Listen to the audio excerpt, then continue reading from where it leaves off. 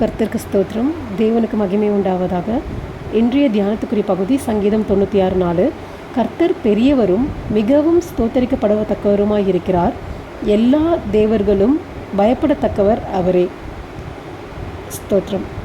ஏசப்பா ரொம்ப பெரியவங்களாக இருக்காங்க. அவர் பெரிய பராக்கிரமசாலியாக இருக்காங்க.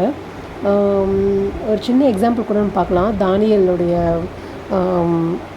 தோற்றம். தானியல் ரொம்ப பலவீனம், அவர் ஸ்ட்ராங் கிடையாது கோலியாத்த மாதிரி. அண்ட் அவருக்கு ஆல்ரெடி இந்த போருக்கெலாம் போய் பழக்கம் கிடையாது. அவருடைய கைகள் போருக்காக பழகின கைகள் கிடையாது. அவர்கிட்ட எந்த ஆயுதமும் கிடையாது.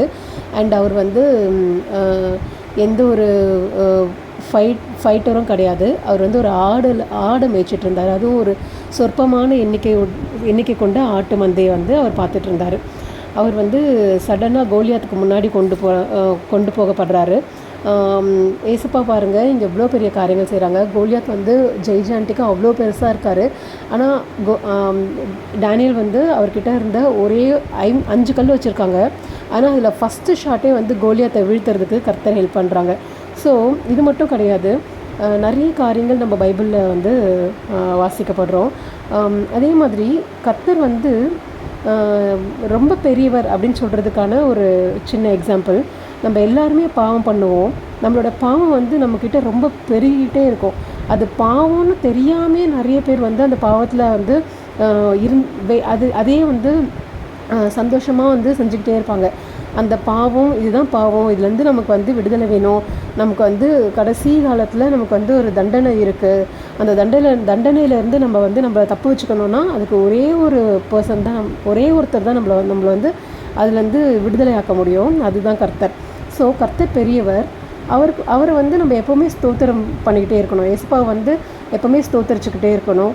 எல்லா தேவர்களும் பயப்படத்தக்கவர் அவரே. கர்த்தர் எல்லாராலும் போற்றப்படுறாரு. கர்த்தருக்கு எல்லார்கிட்ட இருந்தும் ஸ்தோத்திர பலிகள் செலுத்தப்படுது. ஸோ ஏசப்பா எல்லாரும் பயபக்தியோடு வழிபடணும். எரேமியா 10:6 கூட, கர்த்தாவே உமக்கு ஒப்பானவன் இல்லை, நீரே பெரியவர், உமது நாமமே வல்லமையில் பெரியது அப்படின்னு சொல்லி பார்க்குறோம். எரேமியா தீர்க்கதரிசி எழுதின புஸ்தகம் 10:6. கர்த்தாவே உமக்கு ஒப்பானவன் இல்லை, நீரே பெரியவர், உமது நாமமே வல்லமையில் பெரியது.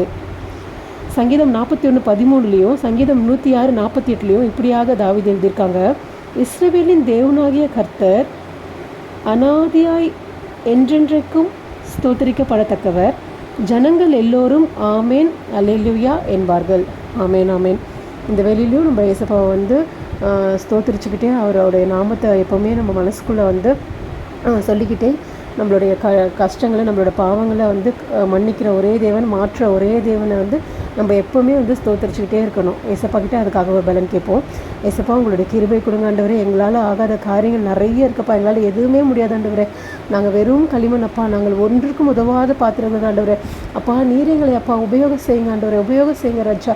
அப்பா உங்களோட கரங்கள் அப்பா வெறும் பாத்திரமாய் ஆண்டவரே, அப்பா பொத்தலான பாத்திரங்களாக ரஜா. அப்பா உங்களோட கரங்களுக்கு ஒப்பு கொடுக்குறோம் சுவாமி. அப்பா உடைக்கப்பட்ட களிமண்ணாய் ரஜா உங்களோட கரங்களுக்கு ஒப்பு கொடுக்குறோம் சுவாமி. தேவனே நீர் எடுத்து ஆசீர்வதித்தப்பா வழி நடத்துவீராக ஆண்டவரே. சித்தம் போல எங்களை வணங்குற ராஜா. இயேசு கிறிஸ்துவின் நாமத்தினால ஜெபிக்கிறோம் நல்ல பிதாவே. ஆமேன் ஆமேன்.